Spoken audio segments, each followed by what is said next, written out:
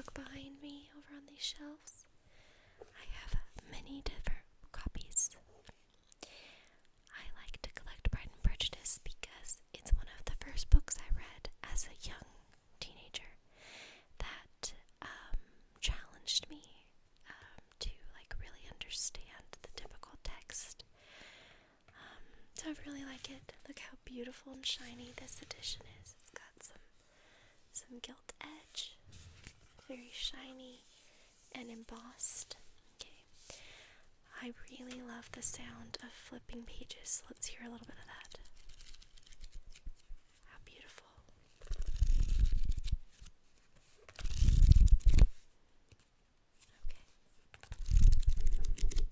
Okay, we're going to start in chapter 1. It is a truth universally acknowledged that a single man in possession of a good fortune must be in want of a wife. However little known the feelings or views of such a man may be on his first entering a neighborhood, this truth is so well fixed in the minds of the surrounding families that he is considered the rightful property of someone or other of their daughters. "My dear Mr. Bennet," said his lady to him one day, "have you heard that Netherfield Park is let at last?" Mr. Bennet replied that he had not. "But it is," replied she, "not for Mrs. Long has just been here, and she has told me all about it." Mr. Bennet made no answer. "Do you not want to know who has taken it?" cried his wife impatiently.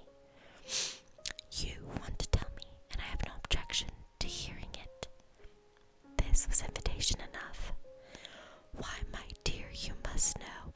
Mrs. Long says that Netherfield is taken by a young man of large fortune from the north of England, that he came down on Monday in a chaise and four to see the place, and was so much delighted with it that he agreed with Mr. Morris immediately that he is to take possession before Michaelmas, and some of his servants are to be in the house by the end of next week." "What is his name?"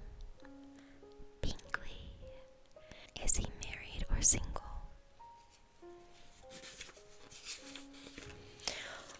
"Oh, single, my dear, to be sure. A single man of large fortune, 4,000 or 5,000 a year. What a fine thing for our girls." "How so? How can it affect them?" "My dear Mr. Bennet," replied his wife, "how can you be so tiresome? You must know that I am thinking of his marrying one of them." "Is that his design in settling here?" "Design? Nonsense! How can you talk so? But it is very likely that he may fall in love with one of them, and therefore you must visit him as soon as he comes." "I see no occasion for that. You and the girls may go, or you may send them by themselves, which perhaps will be still better, for you are as handsome as any of them. Mr. Bingley may like you the best of the party." "My dear, you flatter me. I certainly have had my share of beauty, but I do not pretend to be anything extraordinary now. When a woman has 5 grown daughters, she ought to give over thinking of her own beauty. In such cases, a woman has not often much beauty to think of. But, my dear, you must indeed go and see Mr. Bingley when he comes into the neighborhood. It is more than I engage for, I assure you. But consider your daughters. Only think what an establishment it would be for one of them. Sir William and Lady Lucas are determined to go merely on that account, for in general, you know, they visit no newcomers. Indeed, you must go, for it will be impossible for us to visit him if you do not. You are over scrupulous, surely. I dare say Mr. Bingley will be very glad to see you, and I will send a few lines by you to assure him of my hearty consent to his marrying whichever he chooses of the girls, though I must throw in a good word for my little Lizzie." "Oh, I desire you will do no such thing. Lizzie is not a bit better than the others, and I am sure she is not half so handsome as Jane, nor half so good-humoured as Lydia, but you are always giving her the preference." "They have none of them much to recommend them," replied he.